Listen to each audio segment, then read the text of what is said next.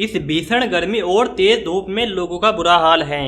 देश के कई राज्य ऐसे हैं जहां पर तापमान 50 डिग्री तक पहुंच गया है।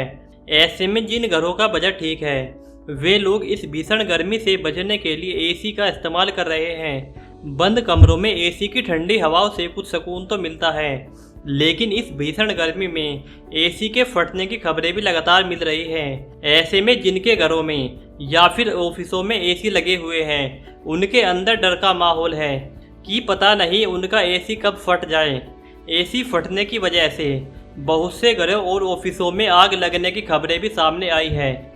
अब यह सवाल उठता है कि आखिर गर्मी में इतने एसी क्यों फट रहे हैं। इन सभी बातों के बारे में पूरी जानकारी प्राप्त करने के लिए इस वीडियो को अंत तक जरूर देखें। इस वीडियो में आपको एसी के बारे में बहुत कुछ जानने को मिलेगा। अगर आपने अभी तक हमारे चैनल को सब्सक्राइब नहीं किया है तो हमारे इस चैनल को जरूर सब्सक्राइब कर लें। देश भर में इस भीषण गर्मी ने लोगों को परेशान करके रख दिया है। इस भीषण गर्मी से बचने के लिए लोगों के पास एसी, कूलर और पंखों का ही सहारा है, लेकिन इस तेज धूप वाली भीषण गर्मी में एसी घर की जरूरत बनती जा रही है। एसी ब्लास्ट होने के हादसे भी लगातार बढ़ते जा रहे हैं। एसी ब्लास्ट होने की कुछ खबरें हम आपको बता रहे हैं। यूपी के नोएडा में एक सोसाइटी के फ्लैट में एसी के फटने से फ्लैट में भीषण आग लग गई थी। इसके अलावा मेरठ के एक पैरामेडिकल कॉलेज में भी एसी के फटने का मामला सामने आया था। कानपुर स्थित कल्याण ज्वेलर्स के शोरूम में भी एसी के फटने की घटना सामने आई थी। बरेली में भीषण गर्मी के चलते एसी का कंप्रेसर फटने से भीषण आग लग गई थी। इसके अलावा भी एसी के फटने की अनेकों खबरें हैं। इसलिए अगर आप भी एसी इस्तेमाल करते हैं या फिर इस भीषण गर्मी से बचने के लिए एसी खरीदने की सोच रहे हैं तो आपको सतर्क हो जाने की ज़रूरत है, क्योंकि जरा सी लापरवाही आपको बड़े हादसे का शिकार बना सकती है। सबसे पहले बात करते हैं गर्मी में एसी क्यों फट रहे हैं। भारत में आमतौर पर एसी के कंडेंसर का तापमान 50 डिग्री सेल्सियस तक होता है, जबकि एम्बियंस का तापमान कंडेंसर के तापमान से अधिक हो जाता है। तब एसी काम करना बंद कर देता है।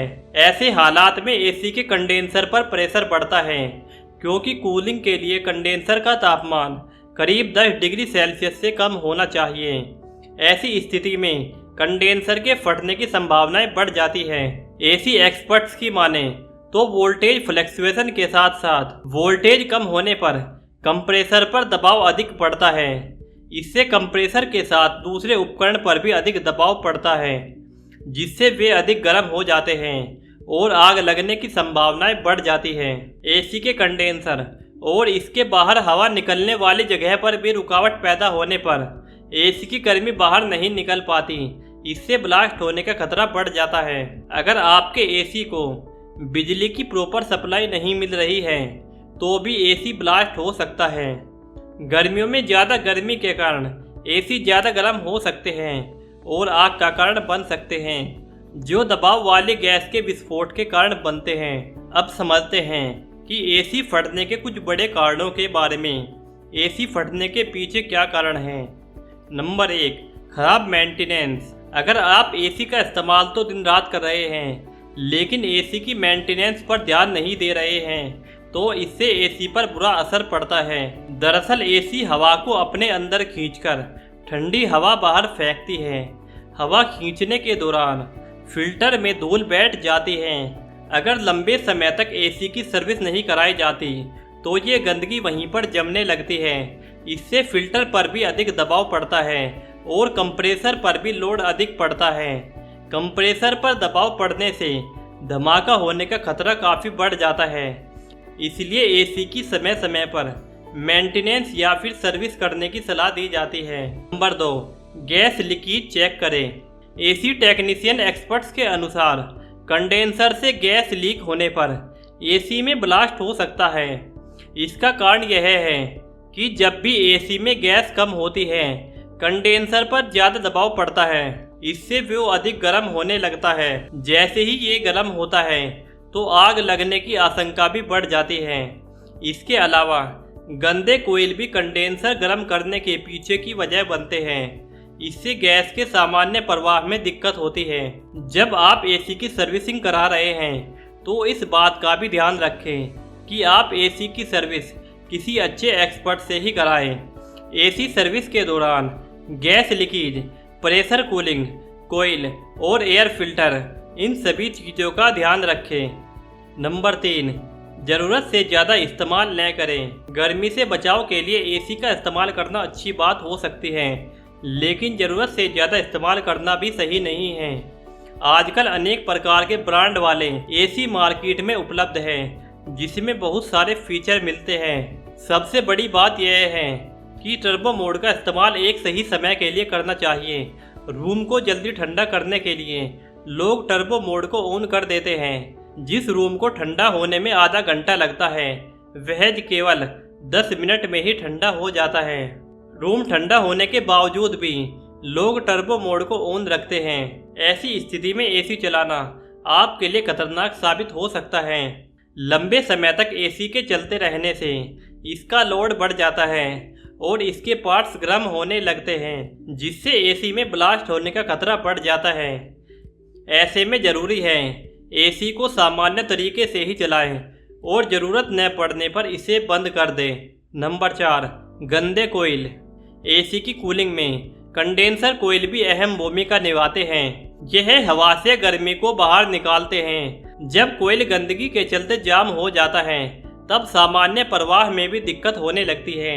इससे कंडेंसर ज़्यादा गर्म होने लगता है और आग लगने का खतरा बढ़ जाता है। साथ ही अगर गंदगी बढ़ती है तो ये हीटिंग प्रोसेस में रुकावट पैदा करता है। कोयल के ठीक तरीके से काम न कर पाने की वजह से एसी के आंतरिक प्रोसेस पर भी असर होता है, जिससे ब्लास्ट होने के चांस काफ़ी बढ़ जाता है। नंबर 5, वोल्टेज का उतार चढ़ाव। लगातार वोल्टेज के उतार चढ़ाव से भी कंप्रेसर की परफॉर्मेंस पर असर पड़ता है। यह भी हादसे का कारण बन सकता है। एसी में आग लगने से तेजी से आग फैलती है।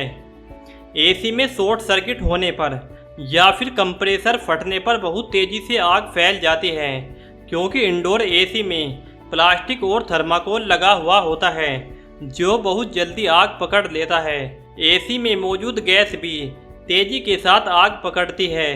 कई बार देखा गया है कि शॉर्ट सर्किट होने या फिर कंप्रेसर फटने पर मिनट भर में पूरी एसी में आग फैल जाती है।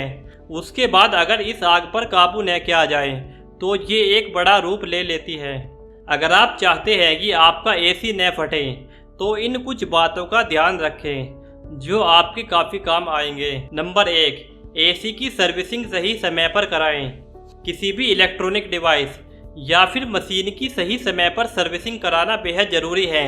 एसी के साथ भी ऐसा ही है।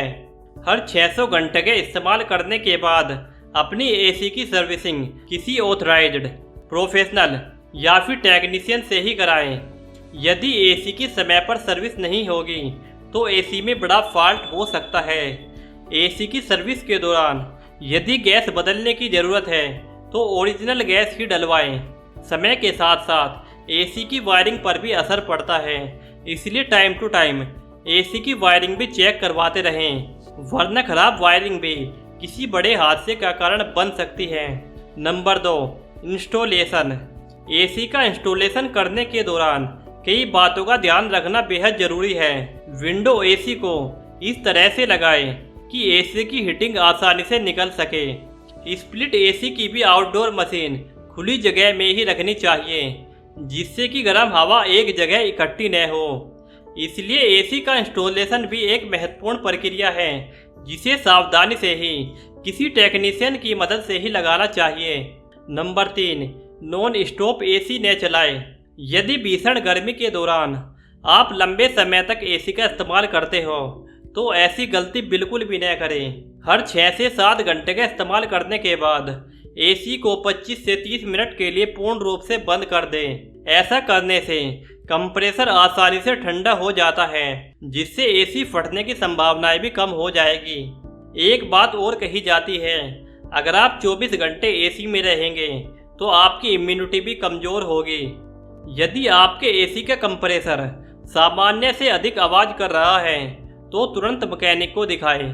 कंप्रेसर जब आवाज़ करता है तो यह संकेत होता है कि कंप्रेसर ओवरहीट हो रहा है। ऐसे में इसके फटने की संभावनाएं भी बढ़ जाती है। अब बात करते हैं कितने टेम्परेचर पर एसी चलाएं ताकि आपको किसी भी प्रकार का खतरा न हो। आपको एसी का टेम्परेचर काफी सोच समझकर सेट करना चाहिए, क्योंकि इसका सीधा असर आपके एसी की परफॉर्मेंस पर भी पड़ता है।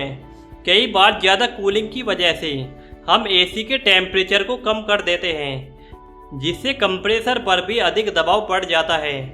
इससे आपको कूलिंग तो ज़्यादा मिल सकती है, लेकिन रिस्क भी हमेशा आपके साथ रहता है।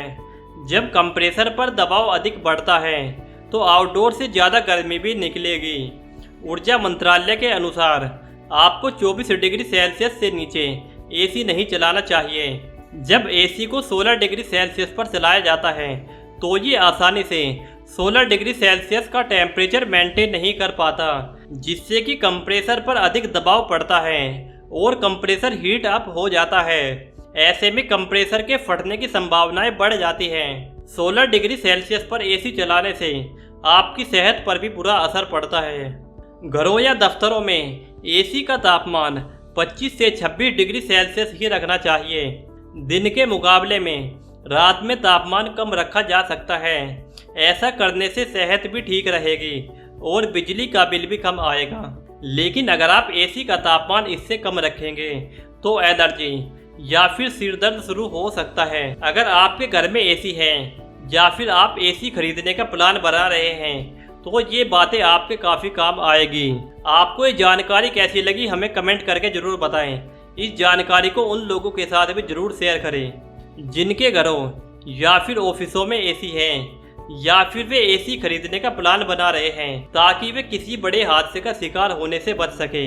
अंत में कहना चाहूँगा, अगर आपने अभी तक हमारे चैनल को सब्सक्राइब नहीं किया है तो चैनल को जरूर सब्सक्राइब कर लें। अब मैं आपको मिलता हूँ किसी नई वीडियो में किसी नई महत्वपूर्ण टॉपिक के साथ। तब तक के लिए धन्यवाद।